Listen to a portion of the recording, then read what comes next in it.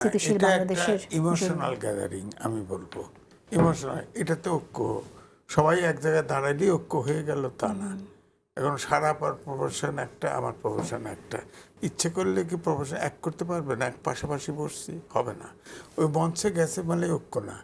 আপনার ডক্টর মোহাম্মদ ইউনূস তো একবারও বিচারের কথা বলেনি, তার কথা সে বলে এসছে। অর্থাৎ যেটা মান্না ভাই বললো যে রাজনীতির সাথে ঢুকতেই চায় না। আমি যেটা ভূ রাজনীতির কথা বলছি, বলেন এটা অন্তর্বর্তীকালীন সরকার যখন আমাদের এক্সপোর্টের উপরে কর বসালো, তখন আমেরিকায় গিয়ে গোপন চুক্তি করে এসেছে, আনডিসক্লোজ এগ্রিমেন্ট। এটাতে কি আছে? এই সরকার কেন করলো? এটা কি করতে পারে? আনডিসক্লোজ। তারপরে দেখলাম 2টা পোর্ট দিয়ে দিছে। এরপরে মানবিক করিডোর যদি দেয়, 80টা দেশে আমেরিকার ঘাঁটি আছে। বাংলাদেশ তো খুব স্ট্র্যাটেজিক্যালি খুব গুরুত্বপূর্ণ।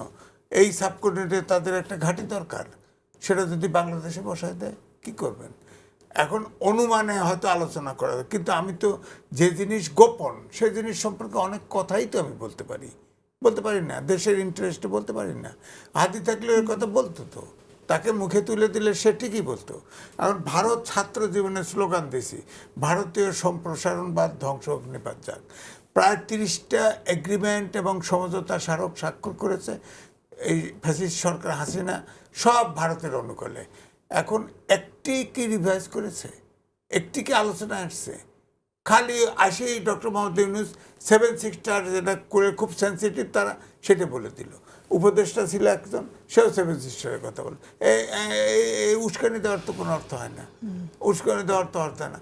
কারণ ভারত ইচ্ছে করলে তো প্রতিবেশী শেষ যেমন সরাতে পারবেন না, তেমনি বিশ্বের ছোট দেশ হলেও এতিম না।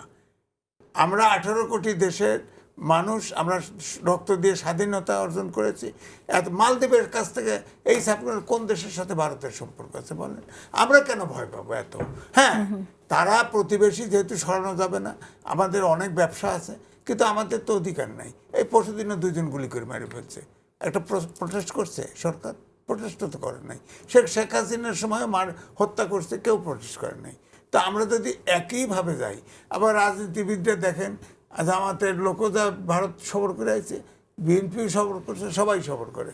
ভারতের সাথে কানেকশন, আমেরিকার সাথে যোগাযোগ। আমরা তো ওয়েলকাম করি। আপনি দাওয়াত দেন, 5 জন আসবে, 7 জন আসবে না। এমবেসি দাওয়াত দিবে, যে দেবে দেখেন হুমড়ি খায় পড়ে যায়, সব যায়। তো সুতরাং আমাদের দেশে তো এই কালচারটা ডেভেলপ করে নাই। আমি এই জন্যই বলি যে, সবসময় বলি, এটা আমাকে খুবই খারাপ চোখে দেখে। আমি মনে করি বেনেভোলেন্ট ডিক্টেটর এই দেশের দরকার। সিঙ্গাপুর যেভাবে গড়ে উঠছে, মালয়েশিয়া যেভাবে গড়ে উঠছে, ভিয়েতনাম, আমি দেশপ্রেমিক ডিক্টেটর চাই। তাছাড়া এই দেশ নিয়ন্ত্রণ করা সম্ভব না। এই মব সন্ত্রাস কে নিয়ন্ত্রণ? ইউনূসের মতো সরকার পারবে? নির্বাচিত সরকার পারবে যদি এই মব সন্ত্রাস চলে? তারা যে পর্যায়ে চলে, নিশ্চয়ই পারবে, নিশ্চয়ই।